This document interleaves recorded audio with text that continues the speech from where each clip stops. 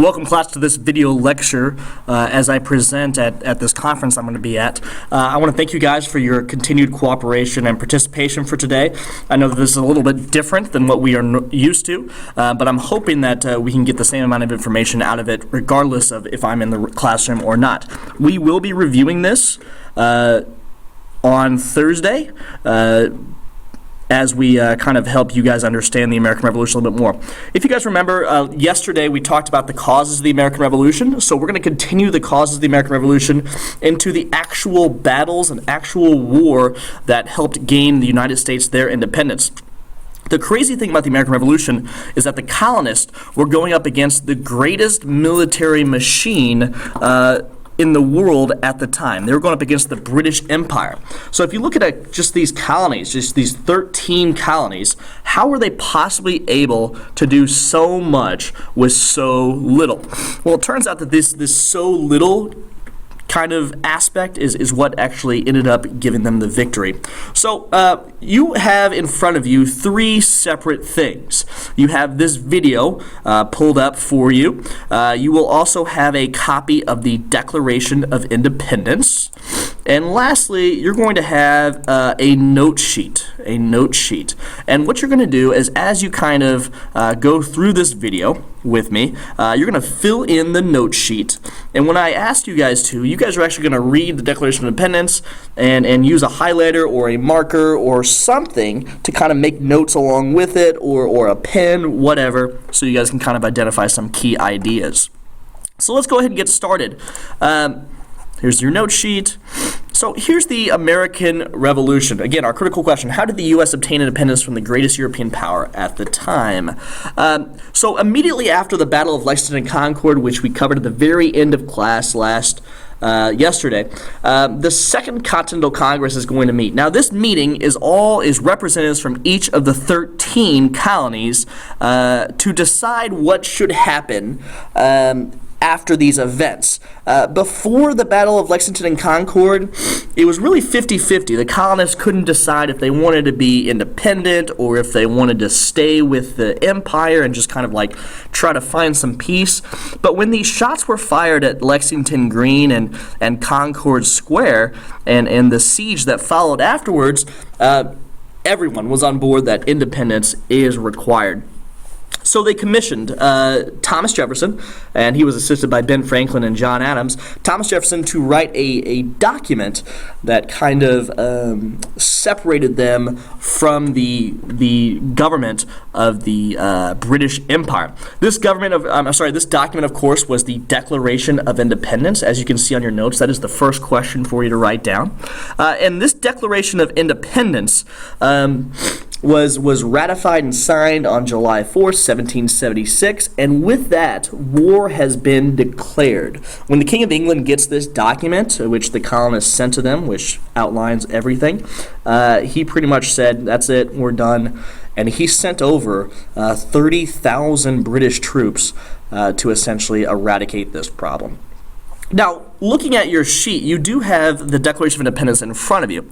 So for the next few minutes, on your own, I want you to go ahead and read the Declaration of Independence. Now, it's not a lengthy document. I think it's 3 pages long. No, it's 5. But I don't need you to write signatures or anything like that, but just read the document itself. And there's 2 things that I want you to look at while you're doing this. I want you to try to identify Enlightenment ideas throughout the document. I want you to try to find 3 separate Enlightenment ideas. In addition to that, I want you to look at the complaints that we're putting forth and figure out if you recognize any of those from our previous lesson on the causes of the American Revolution. So I want you guys to make those connections between the 2 lessons. I'm going to give you, just go ahead and pause the video, read that document, make your notes, fill out your notes, and then unpause the video to continue the lesson. Okay, welcome back. Now we're going to talk about the physical. Now that the document has been signed and war has been declared, it's time to kind of take a look at the battlefield itself. Now, as you can see, there are 13 colonies, and if you kind of look at what's going on. There is a lot of land to be covered. You can see on the kind of the western border, you've got a lot of Native American territory. You've got this line of this proclamation line of 1763. And then you can see that one of the key characteristics of the 13 colonies is the fact that every colony, let's take a look. Yep, every single colony is touching the ocean. So if you kind of think about it, the British have the advantage because they have a massive navy. And this navy is going to give them the ability to go anywhere they want in the colonies relatively easily. On the other hand, the colonial advantage, key advantage, is that this is their home. They want to defend this place with their blood, their sweat, their tears. They want to make sure that their families are protected. While these British troops are coming over as kind of their job, the colonists are really defending their homes. So when the colonists do get into actually putting together an army, they do put a man in charge. They pick this guy, George Washington from Virginia. Because he has the most military experience in the colonies. Something that's a little known fact about George Washington, he was actually part of the British Army for a very long time. And towards the end of his career, he wanted to become a general in the army. But because he wasn't from England, he was born in Virginia, the class system of England would not allow him to become a general. So he didn't become a general. And this really was a big problem for him. So one of the things he wanted to do whenever he became the leader of the colonial army was he wanted to be that guy in charge who could really make a change and make a difference on the battlefield. Now, I want you guys to go ahead and take a look.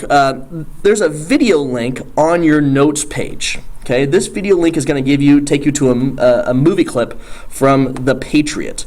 Now, you're going to see a battle from this movie, and I want you to kind of, as you can see kind of there, I want you to kind of think about why are they fighting like that? Why are they possibly fighting like that? So pause the video, take a look at YouTube, and then come back. Okay, welcome back. Now, I don't necessarily expect you guys to really understand why you would do that, but here are some reasons why. The primary reason is this one right here, technology. The technology at the time is a smooth bore musket, which means the inside of the musket barrel is smooth, and it's firing a musket shell, which I'll show you on Thursday. But the musket round is just a sphere. It's just a solid lead ball. Now, when that fires out of the musket, it's extremely inaccurate. It goes all over the place. So I give you some stats here. If you're at 100 yards facing an opponent, most likely you're not going to hit your target. About 1 out of every 20 shots, you're going to actually hit the target that you're trying to fire. But as you get closer, at 30 yards, all of a sudden your odds dramatically increase. But still, look, 1 in 5, that's not very good. So in the end, these British soldiers are not going to have a very accurate shot. And this is across all armies at the time. So it is actually key for armies to group all of their muskets together in sometimes hundreds of muskets to all fire at the same targets so that you're more likely to hit something instead of nothing. In addition to technology, you have the idea of an honorable war. Generals looking across the battlefield want to be able to say in their head and in their war stories later that they fought like gentlemen, and they fought a gentleman's war by actually standing there, taking a volley of lead into their soldiers, and then the opposing army standing there and taking the volley into them. And you do this back and forth, and whoever has the more highly trained army, who has the more honorable army, will stick around on the battlefield and end up winning this very disciplined style of warfare. Lastly, you've got the fog of war, and this more pertains to the red uniforms that you see here. If you really look, look, red uniforms, white crosses, it's like a perfect bullseye for you to aim for. But the reason why is because these muskets give out a tremendous amount of smoke. You can actually see it a little bit over here. They give out a tremendous amount of smoke every time they're fired. So after just a few volleys back and forth, each army can barely see the entire battlefield, and so a general looking over the battlefield has to be able to distinguish between French troops and British troops and American troops. So that's why most armies you'll see in very bright colors, so that they don't really have to really think very hard when they see large groups of men. You have another video for you there. This is the second video from the Patriot. It shows you a different form of warfare aside from the line of battle that the American Army decided was better for them compared to the British Army. Take a look at that video and then unpause the video and continue watching. Welcome back. The guerrilla warfare style uses, and you can kind of see on your notes, the guerrilla warfare uses your environment to your military advantage. And this style of warfare is going to be key for the Americans because they're going to know their environment. They're going to know their landscape. They're going to know their villages and their rivers and everything like that. So they're going to have a key advantage over the British because the British are going to rely on maps from loyalists throughout the colonies, where the Americans, again, are defending their homes. The Americans are going to think, when something is such on the line as your home and your family, there's really no need to try and fight honorably when you're just trying to defend your home. In addition, they learn these skills, these hunting skills from the Native Americans, and so they want to put those to the test against a highly trained army. I'm not saying that every colonial and British engagement between the two was guerrilla warfare versus line of battle style, but the British were ambushed on a constant basis by these small groups of guerrilla warfare fighters, and it constantly just hit them over and over and over again, so that their forces slowly dwindled over time. And then every once in a while, George Washington's army, which was not a guerrilla army, it was a traditional European-style army, would come up, and there'd be a big battle between two massive lines of troops, and a lot of the time the British would actually win those. But as the war dragged on into its 4th, 5th, and even 6th year, the guerrilla forces are really going to take their toll on the British forces. Now, looking at the armies themselves, there's a lot of strengths and weaknesses for both sides. And I'm going to go ahead and pause this video real quick and kind of restart a new video so that we're not constantly looking at the exact same video.